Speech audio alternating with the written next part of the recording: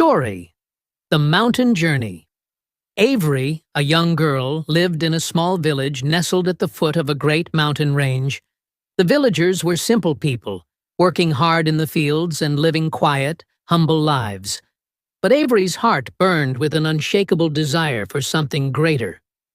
Ever since she was a little girl, she had dreamed of scaling the tallest peaks in the world, reaching heights that most people only saw from a distance. But in her village, such dreams were often laughed at. They said that climbing the mountains was meant for the strong and the mighty, not for someone like Avery, who was small, delicate, and lacked the physical strength required for such a feat. Her parents, loving but practical, often told her, "Avery, your dreams are too big for someone like you. These mountains are not for the weak. You must be realistic." Her friends laughed at her aspirations, too. "You'll never make it," they would say. "Your body isn't built for it." But Avery refused to let these words weigh her down. She knew that strength was not just measured by the size of one's muscles. There was something far greater: determination. She had heard the saying, "Courage wins battles," and she believed it with all her heart. She was determined to prove that courage, more than strength, would carry her to the top. One crisp morning, Avery made up her mind. She was going to climb a mountain. Not the tallest or most difficult one. No, she would start small. But it was a start.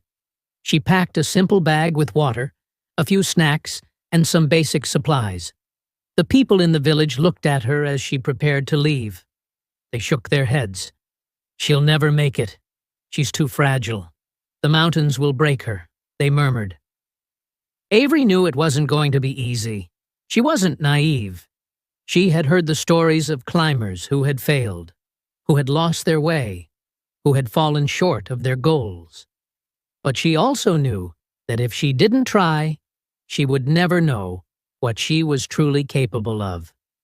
So, she took a deep breath, said goodbye to her parents, and set off on her journey. The first few hours of the climb were surprisingly easy. Avery's spirits were high, and the air was cool, crisp. But soon, the terrain grew steeper, and the path less defined.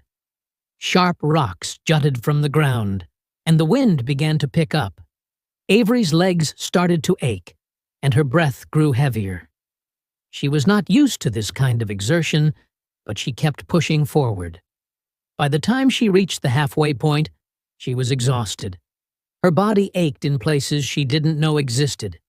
Her fingers were raw from gripping the rocks. But still, she did not give up. She paused for a moment, sitting on a large boulder, taking deep breaths to regain her strength. The sound of the wind whistling through the trees and the distant calls of birds provided a strange sense of peace. It was then that Avery realized this was not just a physical challenge, it was a mental one. Her body might tire, but her spirit had to remain unbroken. "Courage wins battles," she whispered to herself, repeating the mantra that had kept her going. The next few days were a blur of exhaustion and moments of doubt. Avery had to cross narrow ridges, scale sharp cliff faces, and face the bone-chilling cold that seemed to penetrate her very bones. There were times when her legs felt like they would give out, and times when her mind told her to turn back. But she refused. Every time doubt crept in, she reminded herself of her goal. She thought about the top of the mountain, the view she imagined from there, and she thought about how sweet the success would be, knowing that she had overcome every obstacle in her path. On the fourth day of her climb, the air grew thinner, and Avery felt her energy begin to deplete. The mountain was relentless. She had not expected it to be easy, but this was harder than she could have imagined. Her hands trembled from the cold, and her feet slipped on the icy paths. She fell a few times, scraping her knees, but she would not stop. "I will not quit. she told herself through clenched teeth. I am stronger than this. And then, on the 5th day, when she had almost given up hope, Avery reached the summit. The moment she stood at the peak, looking out over the vast rolling hills and snow-capped mountains, her heart swelled with emotion. Tears filled her eyes, but they were not tears of sorrow. They were tears of triumph. She had done it. She had conquered her doubts, her fears, and the mountain itself. But the most powerful realization hit her as she stood there in silence. The real victory was not in reaching the top, but in the journey itself. It was in every step she had taken, every time she had gotten back up after falling, every time she had chosen to push forward despite the pain. Her courage, her determination, had carried her here. It had been the driving force behind everything. She had not just climbed a mountain. She had climbed herself. When Avery finally returned to her village, the people who had once doubted her were speechless. The sight of her standing tall and proud, with a smile that spoke of inner strength, left them in awe. She had done the impossible.